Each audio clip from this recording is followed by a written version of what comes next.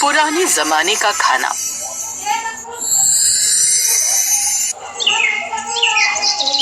सविता को दाल चावल रोटी सब्जी खाना पसंद ही नहीं था। वो तो हर दिन बस अपने लिए pizza burger noodles Manchurian momos order करती या फिर बना लिया करती। सविता, तुझे कितनी बार कहा है कि ये सारे खाने स्वास्थ्य के लिए ठीक नहीं रहते। और बेटा, कभी कभार की बात और है, तू तो हर दिन यही सब खाती है। ओ माँ, तुम्हें तो पता है कि मुझे ये दाल चावल रोटी सब्जी खाना पसंद नहीं आता। मुझे तो बस यही सब खाना पसंद है। बेटा, तेरी शादी की बात चल रही है, ससुराल में ये सब खाने को नहीं मिलेगा। माँ, तुम चिंता क्यों करती हो, मैं देख लूंगी। मैं तो अपने ससुराल वालों को भी यही सब खाना सिखा दूंगी। ऐसे कुछ दिन बीतते हैं और सविता की शादी हो जाती है और जल्दी ही शादी करके वो अपने ससुराल आ जाती है। सविता की सास उससे कहती है, बहू, आज तुम्हारी पहली रसोई की रस्म है। तुम किचन में जाओ, वहाँ हरी सब्जियाँ और बाकी सामान भी रखा है, तुम सभी के लिए खाना बना लो। ठीक है माँ जी, मैं बना लेती हूँ। सविता किचन में जाती है तो देखती है कि वहाँ पर दालें हरी सब्जियाँ ये सब कुछ रखा था। सविता अपने आप से कहती है, यहाँ तो पिज्जा बर्गर मोमोज ये सब बनाने का कुछ सामान ही नहीं है। मेरी पहली रसोई है, मैं चाहती हूँ कि सब कुछ अच्छा बने। अगर बोरिंग खाना बनाऊंगी तो मेरा कितना गलत इंप्रेशन पड़ेगा। ऐसा करती हूँ कि ऑनलाइन ऑर्डर करके मैदा और बाकी की चीजें मंगवा लेती हूँ। अब सविता ऑनलाइन ऑर्डर देकर मोमोज बर्गर और चिली पनीर बनाने का सारा सामान मंगवा लेती है। उसके बाद वो तरह तरह के momos burger chilli paneer noodles सारा कुछ बनाती है और डाइनिंग पर लगा देती है। सभी लोग खाना खाने बैठते हैं। उसकी सास ये सब देखकर गुस्सा होते हुए कहती है, बहू, ये सब तुमने क्या बनाया है? खाना कहाँ है? माँ जी, मैंने खाने में यही सब बनाया है। बहू, ये सारा खाना हमारे घर पर नहीं चलता। हमारे घर पर तो बस हरी सब्जियाँ दाल चावल रोटी यही सब खाना बनता है। बड़ी बहू, तुम जाओ और जाकर खाना बना लो। छोटी बहू, तुम अपनी जेठानी की मदद कर दो। वो तो ठीक है माँ जी, लेकिन ये सारा खाना कोई नहीं खाएगा, इसे एक तरफ कर दो। ये सुनकर सविता के ससुर जी कहते हैं, ममता, अगर बहू ने बना ही लिया है तो क्यों ना हम सब थोड़ा थोड़ा चख लें। नहीं, ये सारा खाना हम नहीं खाएंगे। थोड़ी देर में खाना बन जाएगा, हम वही खाएंगे। अब सविता अपनी जेठानी के साथ किचन में जाती है। उसकी जेठानी खाना बनाने लगती है और सविता कहती है, भाभी, मैंने तो इतना अच्छा खाना बनाया, लेकिन माँ जी ने किसी को खाने नहीं दिया। ऐसा क्यों? वो इसलिए देवरानी जी, क्योंकि माँ जी का ऑर्डर है कि हमारे यहाँ फालतू चीजें नहीं बनेंगी, सिर्फ हेल्दी खाना ही बनेगा। पर भाभी, ये दाल चावल सब्जी रोटी तो मुझसे खाई नहीं जाती। अब क्या कर सकते हैं देवरानी जी, खाना तो आपको यही पड़ेगा। अब बबली और सविता मिलकर दाल चावल सब्जी रोटी बनाती हैं और सभी के लिए लगा देती हैं। सभी लोगों को सविता का बनाया हुआ खाना खाना था, लेकिन ममता किसी को खाने नहीं देती, इसलिए सब अपना मुंह उतार कर वही दाल चावल रोटी सब्जी खा लेते हैं। लेकिन सविता से वो खाना नहीं खाया जाता। वो थोड़ा सा खाना खाकर उठ जाती है। ऐसे 2 दिन बीत जाते हैं और सविता का पेट नहीं भरता। अब रात को 11 बजे सविता अपने पति से कहती है, सुनिए जी, मुझे बहुत भूख लगी है। सासू माँ का बनवाया हुआ खाना तो मुझे पसंद ही नहीं आ रहा। मैं ऐसा करती हूँ, किचन में जाकर अपने लिए बर्गर बना लेती हूँ। सविता, मुझे कोई एतराज नहीं है, लेकिन माँ देखेंगे तो गुस्सा करेंगे। मुकुल, माँ जी सो गई, उन्हें तो पता भी नहीं चलेगा। सविता किचन में जाती है और बर्गर बनाकर खाने लगती। तभी वहाँ पर बबली आ जाती है और उसे बर्गर खाता देख लेती है।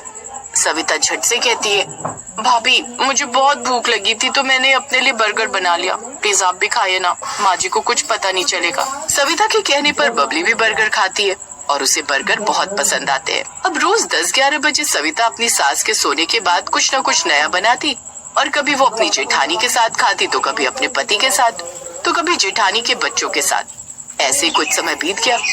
एक दिन जब सविता अपनी जेठानी और उसके दोनों बच्चों के साथ रात के समय नूडल्स बनाकर खा रही थी, तभी उसके ससुर जी वहाँ आते हैं और कहते, मुझे पता है कि तुम लोग यहाँ पर छुपकर नूडल्स खा रहे हो। ससुर जी को देखकर सभी लोग डर जाते हैं। तब बड़ी बहू कहती है, पिताजी, सविता को भूख लगी थी और उसे सादा खाना पसंद नहीं आता, इसलिए। हाँ, मुझे पता है। मैं तो ये कह रहा था कि तुम लोग मुझे भी खिलाओ, वरना मैं तुम्हारी सास को बता दूंगा। तभी बबली की बेटी कृपा कहती है, दादाजी लीजिए, आप भी हमारे साथ नूडल्स का मजा लीजिए। अब सभी लोग मिलकर नूडल्स खाते हैं। अगले दिन रात में सभी लोग डाइनिंग टेबल पर बैठकर खाना खा रहे थे, लेकिन किसी का भी खाना खाने में मन नहीं लग रहा था, क्योंकि सबको पता था कि रात को सविता कुछ अच्छा बनाएगी और सब मिलकर खाएंगे। सभी को अच्छी तरह खाना ना खाता देखकर ममता बोली, क्या बात है, तुम लोग खाना क्यों नहीं खा रहे? ममता मेरा पेट भरा है, खाने का मन नहीं कर रहा। मम्मी जी, मुझे भी आज कुछ खाने का मन नहीं कर रहा। सभी लोग किसी न किसी बहाने खाना छोड़कर उठ जाते हैं। अब ममता को शक हो जाता है। रात को ममता सोने की एक्टिंग करती है, लेकिन वो सोती नहीं।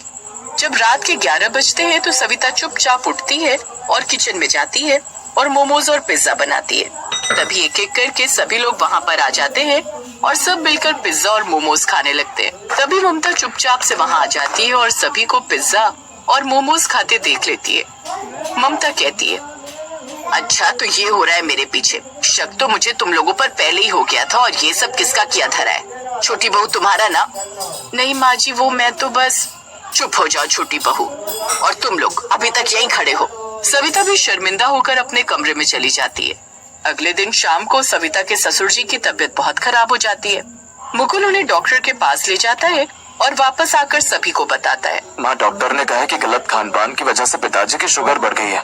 तुम लोगों को मुझसे शिकायत है ना कि मैं हर तरह का खाना घर में बनने नहीं देती। उसकी यही वजह है कि ये सारा खाना हेल्थ के लिए अच्छा नहीं होता। हाँ, लेकिन चोरी चोरी ये खाने में सिर्फ तुम्हारी नहीं, मेरी भी गलती है। मैंने नियम तो बनाया ये, लेकिन उन नियमों को सख्ती से लागू कर दिया और कभी भी तुम्हें कुछ अच्छा खाने नहीं दिया। मैं अपनी गलती मानकर आज से अपने नियम बदल रही हूँ। हम सभी रोज दाल चावल रोटी सब्जी खाएंगे, लेकिन हफ्ते में एक बार हम सभी की पसंद का खाना बनाएंगे, ताकि सभी लोग अपनी पसंद का खाना भी मिस ना करें और सभी हेल्दी खाना भी खा सके। ममता का ये फैसला सभी को बहुत पसंद आता है। सभी लोग बहुत खुश हो जाते हैं और इस तरह ममता दोनों तरीके के खाने में सामंजस्य बना लेती है।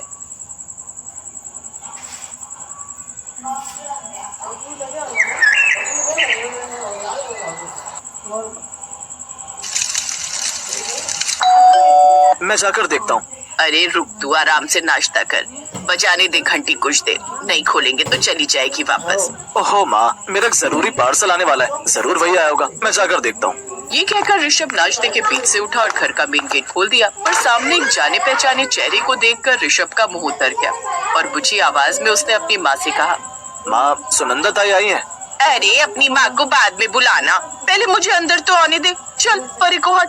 ये कहकर सुनंदा ने ऋषभ को हल्के से धक्का दिया और उसे साइड में हटाकर खुद घर के अंदर आ धमकी।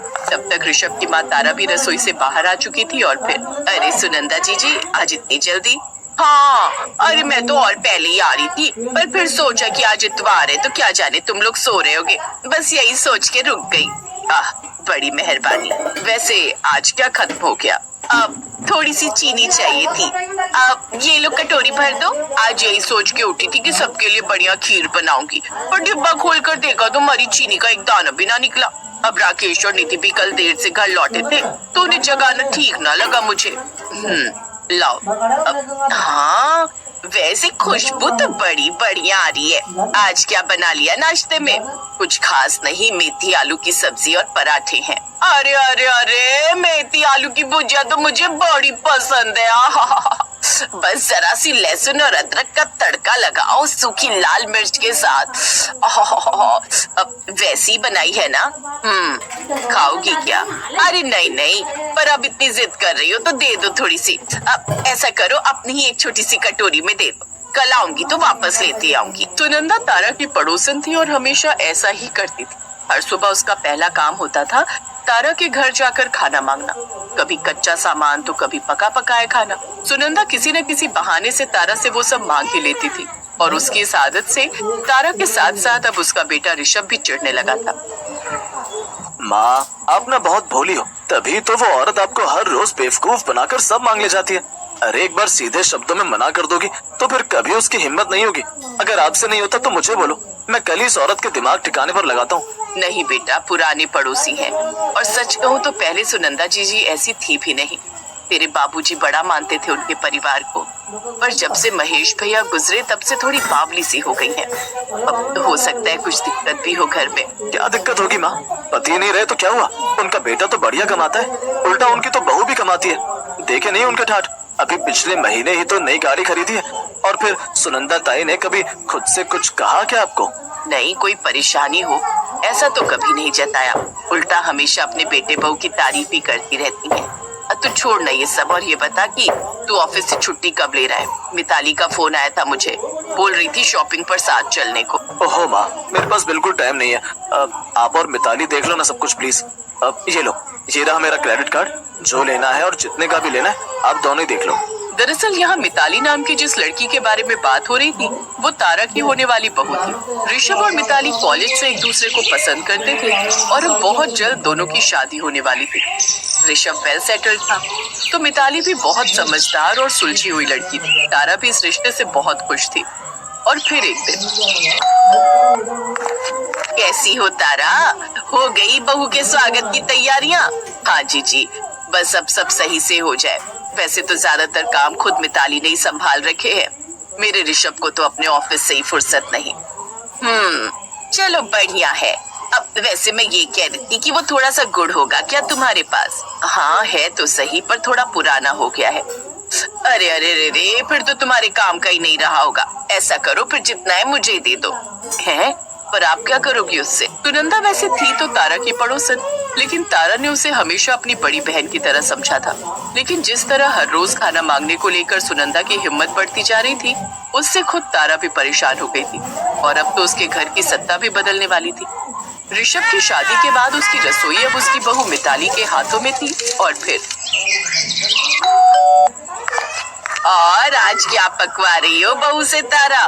कढ़ी चावल बनाए ताई जी, आपके लिए लेकर आऊं?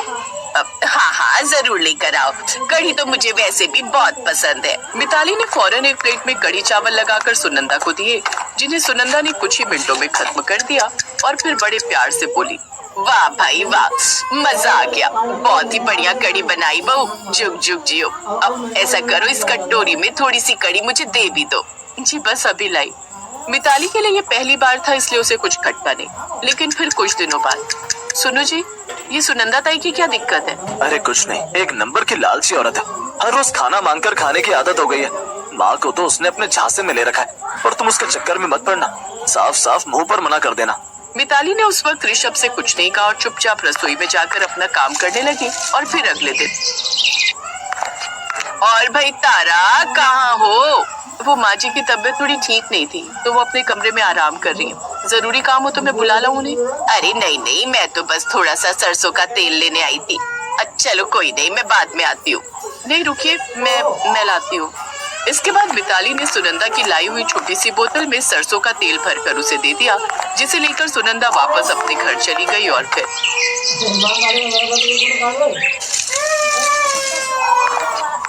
ये देखो, ये बुढ़िया फिर कहीं से कुछ मांग कर ले आई।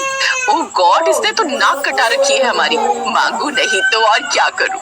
तुम लोग तो मुझे कुछ देते नहीं, ना खाना और ना ही राशन। हाँ तो जीवन भर का ठेका ले रखा है क्या तुम्हारा? अरे रहने की जगह दे रखी है, वो कम है क्या? भूलो मत, तुम्हारे पति ने जीवन भर जो कमाया वो अपनी बीमारी पर खर्च करवा कर चले गए। अब यहाँ जो कुछ भी है वो मेरा और मेरे पति का है। और मैं कुछ नहीं लगती तुम्हारी राकेश। बोल बेटा। अब मैं क्या कहूँ माँ, मेरा कहना तुम सुनती कहो? कब से कह रहा हूँ छोड़ आता हूँ तुम्हें किसी अच्छे वृद्धाश्रम में, वहाँ तुम भी खुश और यहाँ हम भी खुश, लेकिन तुम्हें तो मेरी बात समझ में नहीं आती है ना। हाँ बेटा तू सही कह रहा है, शायद मेरे ही समझने में गलती हो गई। मोहल्ले में तुम लोगों की इज्जत बनी रहे इसके लिए कभी किसी से कुछ नहीं कहा, लेकिन अब लगता है कि तू ही सही है। अब जब बहू ने ही कह दिया है कि ये घर मेरा नहीं तो फिर आप हमारे साथ रहेंगी जीजी, हमारे घर में, जो आज से आपका भी है। तारा तुम? हाँ जीजी बहुत अच्छा हुआ जो मिताली के कहने पर मैं उसके साथ तुम्हारे पीछे पीछे चली आई। क्यों जीजी, क्यों कभी कुछ नहीं बताया? क्या बताती तारा कि मेरे खुद के बेटे को मेरी परवाह नहीं। मेरी बहू मुझे एक वक्त का खाना तक नहीं पूछती, आस पड़ोस से मांग मांग कर गुजारा चला रही हो। ये कैसे बताती तुम्हें और किस मुंह से बताती? कसूर तो आखिर मेरी परवरिश का ही है ना।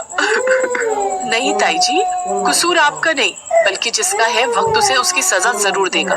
अभी आप हमारे साथ चलिए, आज से आप हमारे साथ रहेंगी। मैं आपको खाना खिलाऊंगी अपने हाथों से बनाकर। नहीं बेटा, मैं ऐसा नहीं कर सकती। मैं तुम लोगों पर कैसे बोझ बन जाऊं? और ऋषभ वो क्या कहेगा? उन्हें मैं समझा लूंगी ताई जी, आप बिल्कुल चिंता मत कीजिए, बस अपनी बहू पर भरोसा रखिए और चलिए मेरे साथ। ये कहकर मिताली ने सुनंदा को गले से लगा लिया और सुनंदा में अब उसे ना कहने की हिम्मत नहीं। उसने एक बार भी पलटकर अपने बेटे बहू की तरफ नहीं देखा और मिताली और तारक के साथ चल दी, अपनी बची हुई जिंदगी को अपने आत्मसम्मान के साथ जीने के लिए।